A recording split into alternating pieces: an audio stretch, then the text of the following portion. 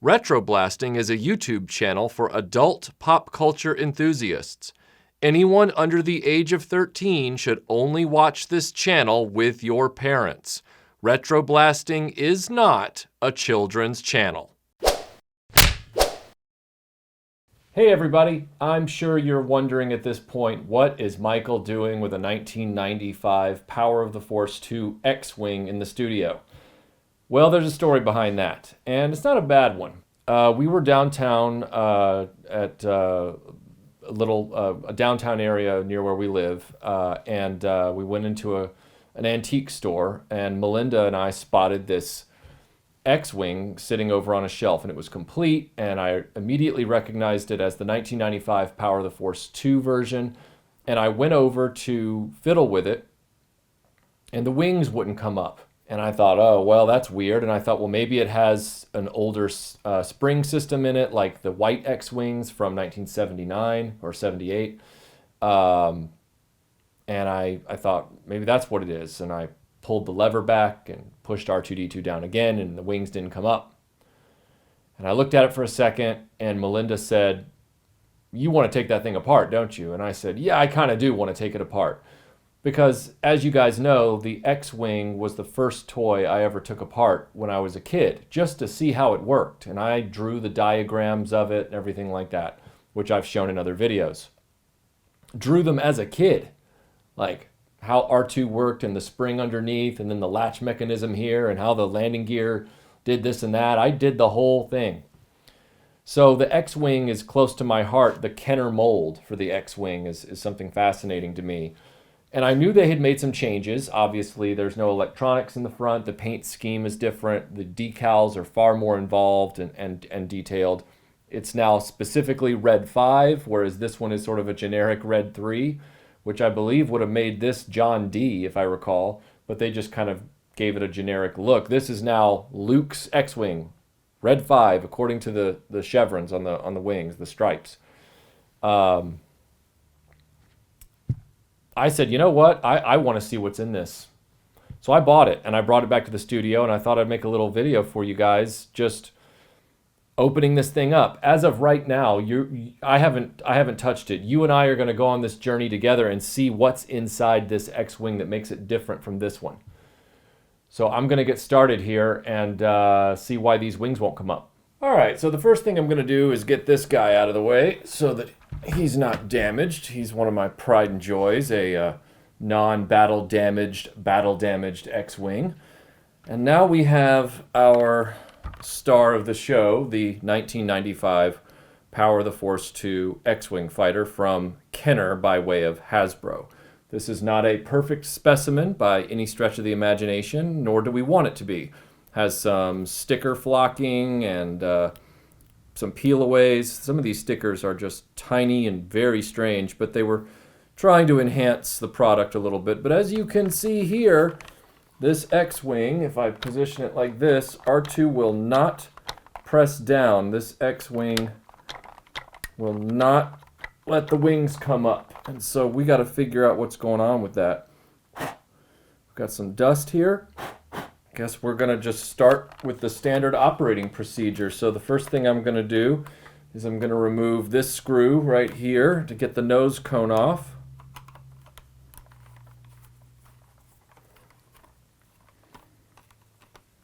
And actually, oh, that's actually a much shorter screw than what's in the vintage one. All right, so that's off. I guess I'll keep those over here so you can see my progress. That's odd. We have zip ties. This might actually be the answer to my question. Somebody has zip tied the wings shut.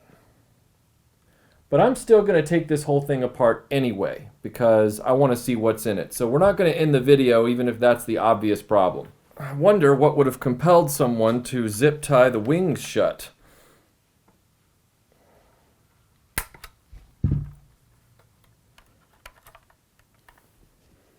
If these are Hasbro factory zip ties, then I guess I'm just destroying the minty nature of this thing. But I doubt it. Oh, look at that. The wings still won't come up. So the problem still exists. So we have to keep going and figure out what's wrong. All right. Let's take these guns off while we're at it so that... Oh, there's zip ties on the back as well. Maybe that's the problem. Gosh, Michael. Okay. Ah, there they go. Look at that. It's nice and clean. So these were zip tied closed. But like I said, we're going to keep going. I want to see how this thing's different. Obviously, there is no light bulb on the front. That's different. They took the electronics out for this edition, I believe. There might actually be sound. Yeah, there's a button right here for sound. So I'll make sure to get a battery and put the sound back on it. I found a button here for the sound. So it does have electronics. It has sound effects like I thought, but just doesn't have the light anymore. So I'm going to see if I can get these cannons off now so that I can see what's inside.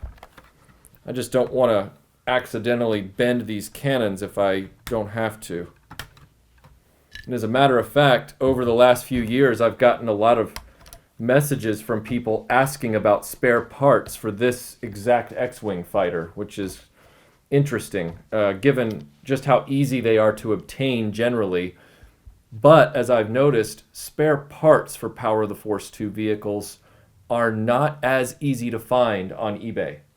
And I don't know why that is, but they're not. And so it starts to make me understand why people have been contacting me asking where to find parts for them. Now this canopy, it's actually, it feels brand new as far as its placement, so I'm not going to remove that because I don't want to loosen up the hinge point and make it easy to, because right now it stays in place when I flip the X-Wing over. A lot of vintage ones, they tend to fall out.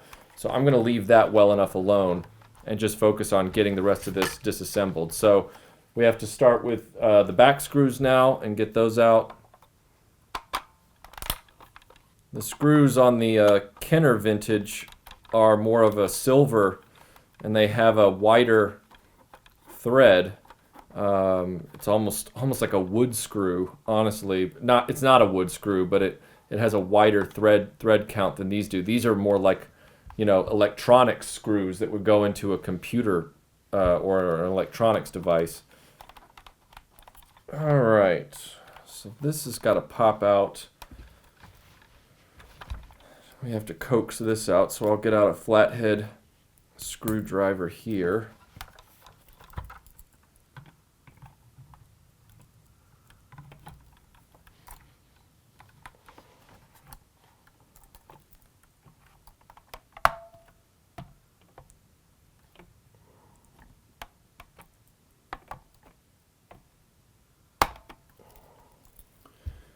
You always want to be careful. You don't want to overpry. So we have that popped up now.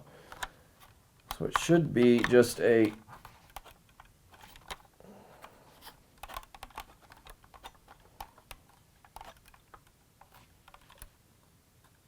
Ew, what is that? Might be gum.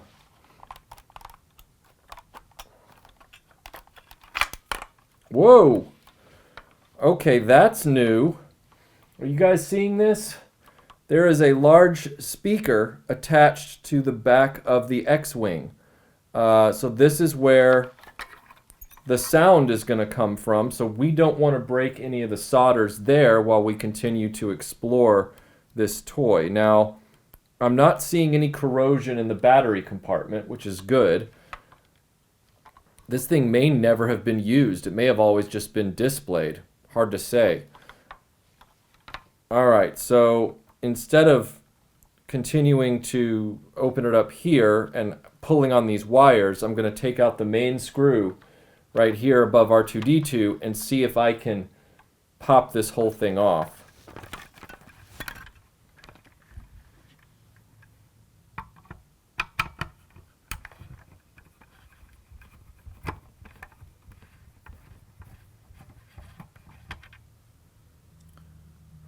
That screw was nice and dusty, which means this is sat somewhere for a while.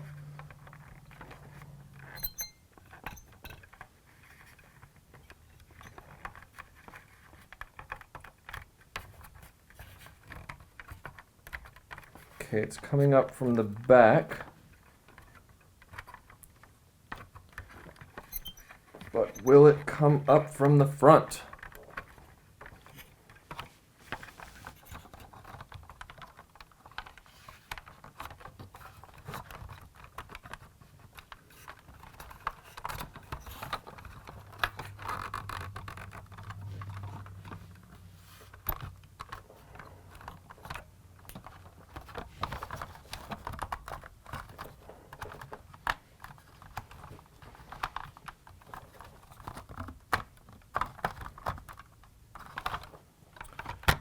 Start to wonder if this thing is glued down on the front, or in the front, or however you would like to phrase that.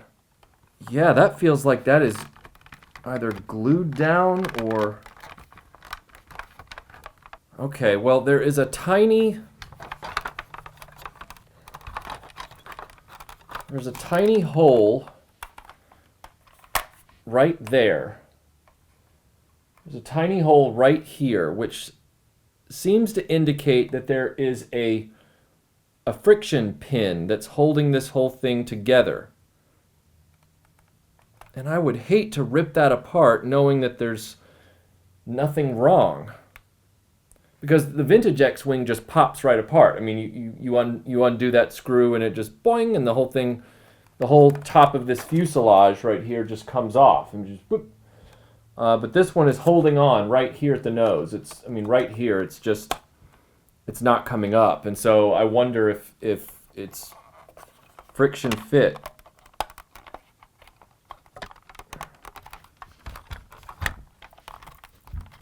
If I MacGyver this a little bit, because if I press on the area where the bulb used to be mounted, I seem to get a little bit of lift in the nose.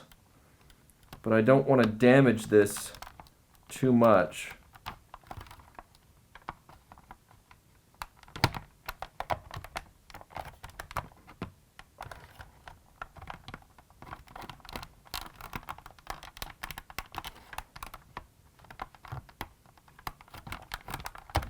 Okay. All right, so I have these car trim pullers here. I use these in moments like this because if you're trying to pry on a plastic toy with a metal tool, the plastic will yield before the metal does, even with a Swiss Army knife. So instead, what I'm going to do is try and pry the front end up with these in the hopes that, since they're plastic, and that's what their purpose is, that this will pop off without damaging the plastic underneath on the X-Wing.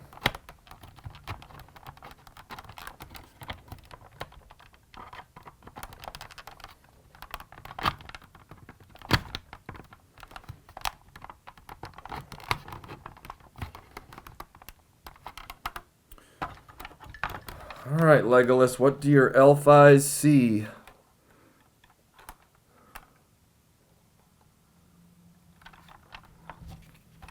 Nothing.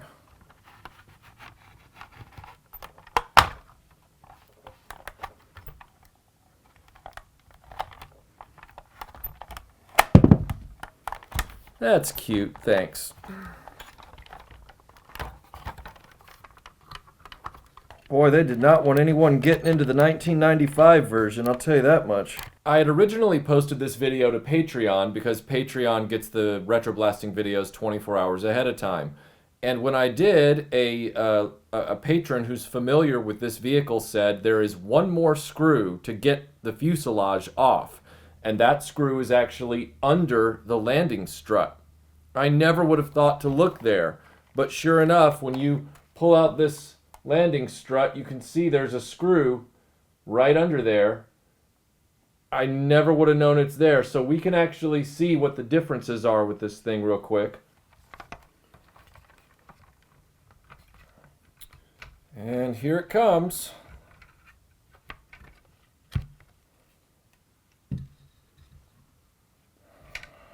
All right. So we have the same spring configuration that is in the revised vintage X-Wing. The original X-Wings had the spring underneath the release latch in sort of a recessed well. That didn't work so well, so they revised it to be behind it. Now I am curious, given the placement of these wires on the back here, if the wing assembly, I guess underneath there's going to be some kind of, I need to get the right size screwdriver.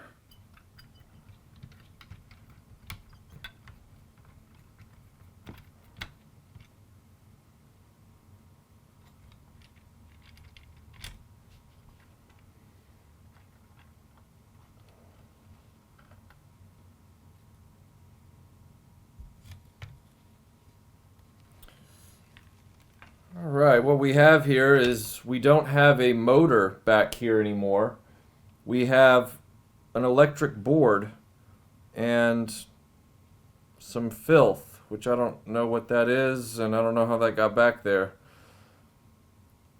But yeah, we have an electric board, and it looks like it has various places where it activates. So theoretically, this large piece right here, when you press the wings down, it should activate a sound as well, which then comes out through this speaker. So it's a lot lighter weight because it doesn't have that motor in it. But as you can imagine, trying to repair this board, if it was to get battery acid on it, would be a lot more difficult than just putting new wires on an electric dynamo. So you get pros and cons with this version of the X-Wing. All right, we've got our AA batteries here. There is a positive on this side and a negative on this side.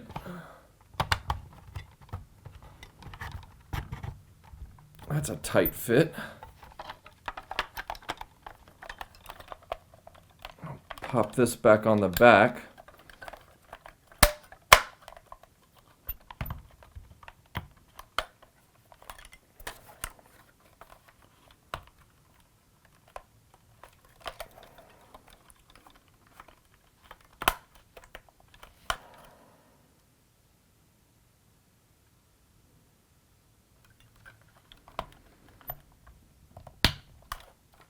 And now that doesn't want to go on.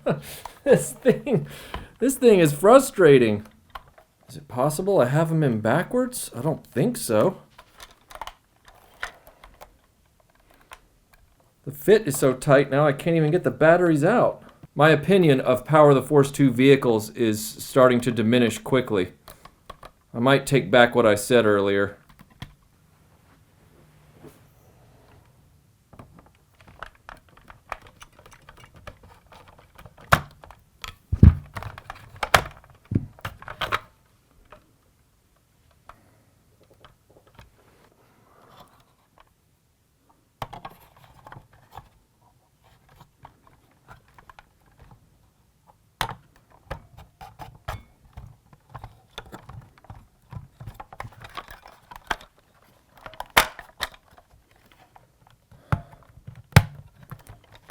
All right, hold on to your butts.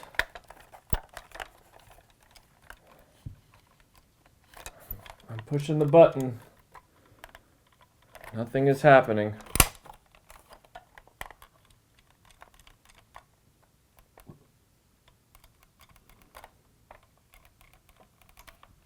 Nothing.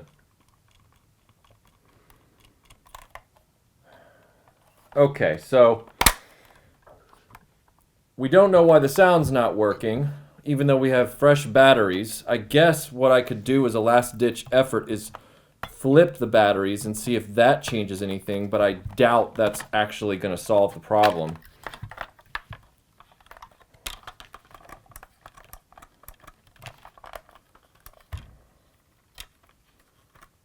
Okay, hold on a second. That battery wasn't down all the way. All right, if I hold this like this, Ah, there it goes. All right, so if you hold this down, because the actual springs keep pushing it up, so if you compress the contacts on the battery,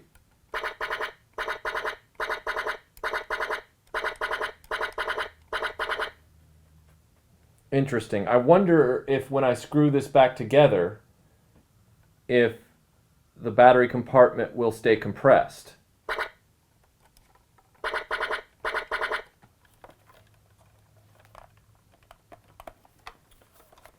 There's only one way to find out. I guess maybe it has to do with the positive battery on this side. I bet you it's the positive battery because that's not where the spring is. So I bet you it's this side not getting the contact that it needs. I wonder if I press down on this side. Okay, now if I let go.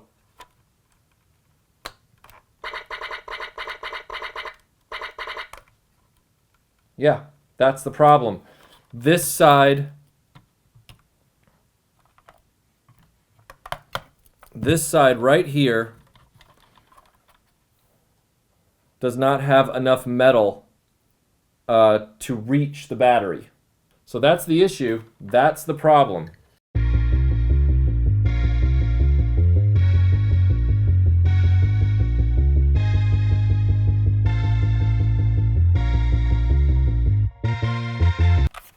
Because as I can demonstrate right now, it's working.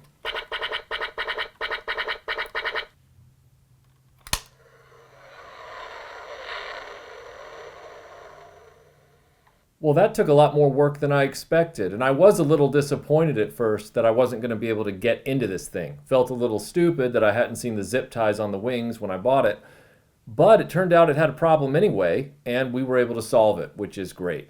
Final verdict on the 1995 Power the Force 2 X-Wing is it's still a great substitute for your vintage figures if you don't have an X-Wing yet.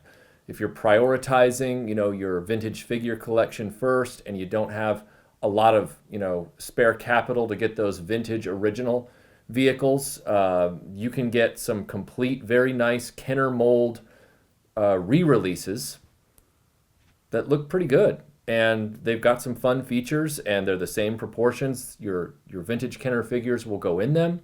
They are a little quirky in their own right. Obviously, they're not as maintenance friendly as the Kenner ones are, the original Kenner ones.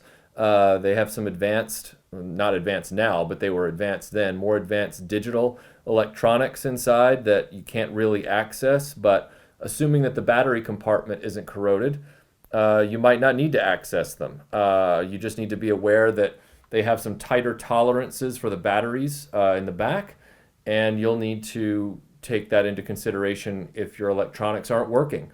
We were able to jury rig a fix right here in the grand spirit of Generation X, self-reliance and all that kind of stuff. But yeah, this is a nice piece, and it looks good. It's got good engineering.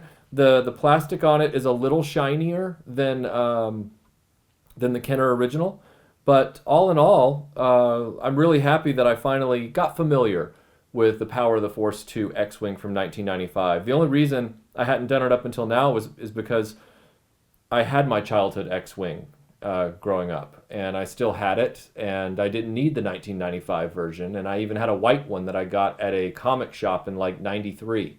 So this was a very unnecessary purchase for me back then, but now I'm up close and personal with it, and yeah, it's not bad. Just has some messed up electronic configuration in it, but the fix is pretty simple. That button's always hard to find. It's not bad. So if you have a lonely X-Wing Luke that doesn't have an X-Wing from the vintage Kenner line, and you can't afford a vintage original X-Wing, pick up one of these. You won't be sorry. I will talk to you guys later. I'll see you on the next video.